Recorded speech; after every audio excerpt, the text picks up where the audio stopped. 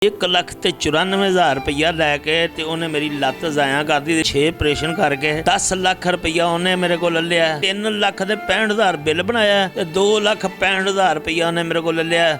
यानी कि मजबूर सा, लेकिन है कि मैनू डॉक्टर ने मंजी ते पाया। कोई ऐसा डॉक्टर अल्लाह दा मिल जावे जेड़ा मेरी लत्त ठीक कर देवे। मैं फ्रिज जेसी आटोमैटिक मशीनां दा कारीगर सा, क्योंकि कारीगर दी बाहर डिमांड हैगी है। मैं तो हथ लाना तो कंपनी वाले को मैं चंगे भले पैसे झाड़ लैना सा। अल्लाह पाक अगे तज्जद के टाइम बड़ियां फरियादां करना। तू खुद पैदा किया, खुद पैदा करके मेरे नाल ऐ करन दिया, मेरी लत्त ठीक कर दे तू। अल्लाह पाक दे अगे किसी का जोर नहीं चलता, चाहे वो बादशाह चाहे कोई नबी है। साथ एक ऐसे बाबा जी मौजूद है जिन्होंने सारी ज़िंदगी अपने बच्चों के नाम कर दी और बच्चों ने उन्हीं को घर से निकाल के बाहर फेंका है। क्या स्टोरी है वो जानते हैं मैंने सही। अस्सलाम वालेकुम। वालेकुम सलाम जी। कैसे अंकल जी? अल्लाह पाक दा करोड़ करोड़ बारी शुक्र अल्हम्दुलिल्लाह। अंकल जी मुझे बताएं क्या हुआ है, ये टांग को क्या हुआ है? जी मेरी 8 मारी 2013 च ठोकर न्याय बेग ते जुमे वाले दिन लत्त एक गड्डी वाला तोड़ गया। उस दिन ही मैं अली मुस्तशफा हॉस्पिटल मुगलपुरे उतों ऑपरेशन करवाया। 60 बजे रात को 1,94,000 रुपया लैके ते उन्हें मेरी लत्त जाया कर दी। जी ड्रिल मशीन मारी है ना, ड्रिल मशीन के जोड़े करे ने वो नहीं उन्हें कड्डे ते 6 ऑपरेशन करके 10 लाख रुपया उन्हें मेरे को ले लिया।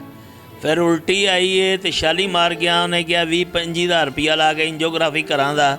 हालांकि उल्टी तो हर इंसान को आ जाती है। मैं लेट के बाकरखानियाँ खान दिया। उन्हें मेरे को 3,65,000 बिल बनाया तो 2,65,000 रुपया उन्हें मेरे को ले लिया। यानी कि मजबूर सा, जारी गल है। फिर लोगों को पैसे अपने रिश्तेदार भैन भरावां को इकट्ठे करके दे दिते। लेकिन है कि मैनू डॉक्टर ने मंजी ते पाया। मेरी एक जगह तो लत्त टुटी सी, सिर्फ उन्हें रेशा पै गया। ये भी रेशा है, मेरा 24 ऑपरेशन है, रेशा ये भी नहीं रोकता। मैं टांग के 24 ऑपरेशन हुए हैं। ये 24 ऑपरेशन 26 जुलाई 2022 को हो गया मेरा ऑपरेशन। इस वेले मौजूदा जोड़ा है ना 24 ऑपरेशन है। लेकिन मैं डॉक्टर को कहना मेरी लत्त दे विच 3.5 इंची हड्डी कढ़ दी है, वो पा दिओ। मैं तुहानूं पैसे दियाँगा, भावें मैं भीख मंग के दियाँ, भावें मैं चोरी करके दियाँ, भावें मेहनत करके दियाँ। मैं ठीक होने तो बाद दियाँगा। लेकिन दुनिया ते खुदा खौफी जी हैगी ना वो ख़त्म हो गई है। कोई ऐसा डॉक्टर अल्लाह दा मिल जावे जेड़ा मेरी लत्त ठीक कर देवे। बाकी मैं सऊदी अरब जाके अपनी रोज़गारी अच्छी कमा सकना। अंकल जी 4 पासपोर्ट पड़े हुए हैं, आप कितनी बार गए भाई? मैं ये 18 साल रहा वहाँ। मैं 15 दिन पिछों महीने पिछों 3.5 महीनों पिछों भी सऊदी अरबों आता रहा। मेरी वालदा नूं कैंसर हो गया सी, वालद साहब फालज दे विच मुबतला हो गया 7 साल। मैं अल्लाह का शुक्र है फिर भी 6-7 लाख रुपया कमा लेना सा। मैं फ्रिज जेसी आटोमैटिक मशीनां दा कारीगर सा, क्योंकि कारीगर दी बाहर डिमांड हैगी है। मैं तो हथ लाना तो कंपनी वाले को मैं चंगे भले पैसे झाड़ लैना सा। लेकिन है कि मैं बड़ी बारी आया वहाँ, कोई मैं अनगिनत बारी आया। लोग मैनू कहते यार तू सऊदी अरब नहीं जाता, तू तो इतने कुछ लाहौरों बह बू के ते आ जाना। मैं 15-15 दिन बाद भी आ जाता रहा।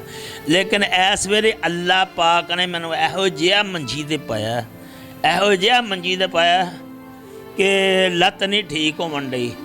अल्लाह पाक अगे तज्जद के टाइम बड़ियां फरियादां करना कि यार अल्लाह मैनू तो पता भी नहीं सीगा तू मेरा रब हैगा कि नहीं हैगा। तू खुद पैदा किया, खुद पैदा करके मेरे नाल ऐ करन दिया, मेरी लत्त ठीक कर दे तू। अल्लाह पाक इन्नल्लाह अला कुल्ली शैइन कदीर, अल्लाह हर चीज़ ते कादर है। उन्हें मैनू पैदा किया, हर चीज़ बनाई है। डॉक्टर कहते ने जी लत्त कटा दे। मैं कहा नहीं, मेरा अल्लाह पाक एक ना एक दिन ठीक करे। 10 साल हो गए ने, 24 ऑपरेशन हो गए ने। आपके बच्चे कितने हैं? जी मेरे पुत्र अल्लाह पाक ने जी मैनू बिन मंगे 5 बेटे 1 बेटी दिती सी, जिंदे चो 2 पुत्र अल्लाह ताला वापस लै गया। एक पहले लै गया सी, एक 21 दे विच लै गया। जवान सी, बाहर सऊदी अरब यूक्रेन सी, एक्सीडेंट होया। 24-25 दिन 13 दिन हस्पताल रहा, फिर फौत हो गया। उनकी 8 जनवरी नूं डैड बाडी आ गई है। अल्लाह पाक दे अगे किसी का जोर नहीं चलता, चाहे वो बादशाह चाहे कोई नबी है चाहे कोई पैगंबर है, वो भी दुख बर्दाश्त करना पिया क्योंकि सारी दुनिया नाल होंदा। बीवी वो सुलह नहीं करती, उन्हें खुला ले लिया। मैं जिथे भी जाना थाने जाना, थाने वाले आंदे ने पैसा कोई हैगा ही कि नहीं हैगा, मैं कहा नहीं, चल चल फिर गेटों बाहर निकल। जे वकील कोल जाना, वकील आंदा पैसा कोई हैगा ही कि नहीं हैगा, वो पैसे काहदे लई लैने ने, तू माड़ा जिहा केस ही लड़ दे। सरकारी वकीलों का पुछदा रहा, उहदे इत्थे सरकार के वकील नहीं लभदे, कागज कूगज आ रक्शिया उत्ते लिखिया ससुराल दी ज्यादती, बैंक फलाना ढींगड़ा, उन्होंने कोल गया 6000 रुपया दे, फिर तेरा ही केस लड़ने आ। आपके जो 2 बेटे हैं वो आपका ख्याल नहीं रखते? नहीं जी, कोई भी नहीं ख्याल रखता, सिर्फ अल्लाह ते अल्लाह दा रसूल। मैंने सुना है वो आपको मारते भी थे जी, पहले मारते सी, हुण मैं जांदा ही नहीं दा। ये 2 साल पहले की गल है, उदों मैं जाना सा गौस गार्डन, तो मेरा वड्डा जिहड़ा पुत्तर सी ना, वो मैनूं चंडा मारदा सी, ते 3 वारी फिर मैनूं ना थाने भी फड़ाया। एक बारी साले ने फड़ाया, 2 बारी थाने पकड़वाया, थाने फड़ाया। ਉਹ ਫਿਰ ਇਹ ਸਹੀ ਨੇ ਕਿਹਾ ਕਿ ਤੈਨੂੰ ਬਾਬਾ ਸ਼ਰਮ ਨਹੀਂ ਆਉਂਦੀ, ਕਬਰ 'ਚ ਤੇਰੀਆਂ ਲੱਤਾਂ ਨੇ ਤੇ ਲੋਕਾਂ ਦੇ ਘਰ ਤਾਨ ਝਾਨ ਕਰਨਾ। ਮੈਂ ਕਿਹਾ ਜੇ ਤੈਨੂੰ ਪਤਾ ਹੀ ਨਹੀਂ ਹੈਗਾ ਤਾਂ ਫਿਰ ਮੇਰੇ ਤੂੰ ਬੋਲਣ ਦਾ ਤੈਨੂੰ ਤਰੀਕਾ ਕੋਈ ਨਹੀਂ ਹੈਗਾ, ਤੇਰੇ ਪਿਓ ਦੀ ਉਮਰ ਦਾ ਮੈਂ।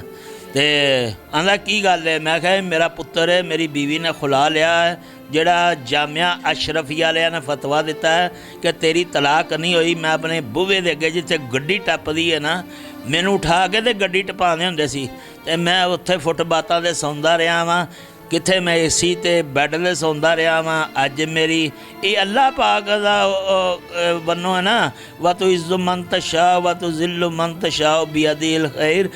अल्लाह पाक कहना मेरे हुक्म तो बगैर पत्ता नहीं हिलदा, ते अल्लाह दियां अल्लाह ही जानदा है कि अल्लाह ने ये कित्थों कित्थों तक रोलना है। अंकल जी मैंने सुना है कि आपके बेटे ने आपकी नाक की हड्डी भी तोड़ी थी? जी, मेरे नक की हड्डी 2 बारी तोड़ी है। फिर मेरी लत्त च राड़ सी, उन्हें मैनू जिस वेले मारिया मैं थल्ले डिग पिया, तो उन्हें ठुड्डा मारिया सी ते मेरा राड़ टुट गया सी। ये फिर मैं वो पैसे नहीं सी हैगे, तैनूं पता है पैसे डॉक्टर वेखण दे पैसे लंदे ने, तो वो तो फिर अंदर मेरा टुटा पिया, मेरे को एक्सरे है ने, वो फिर डॉक्टर ने 2 सालों के बाहर कढ़ के तो सेगो काम खराब कर दिता।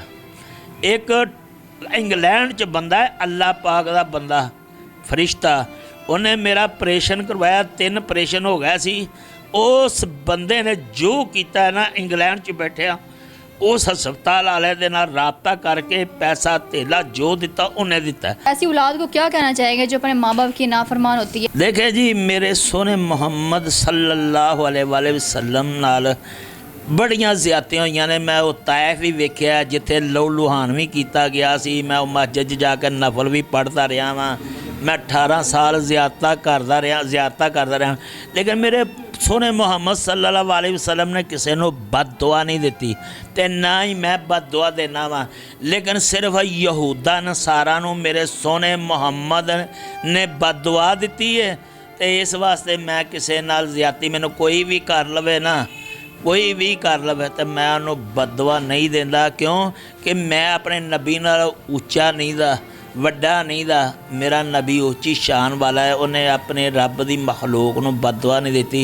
इस वास्ते मैं ये दुआ जरूर कहता कि अल्लाह पाक हर एक दे दिल च ना रहम दिली पावे।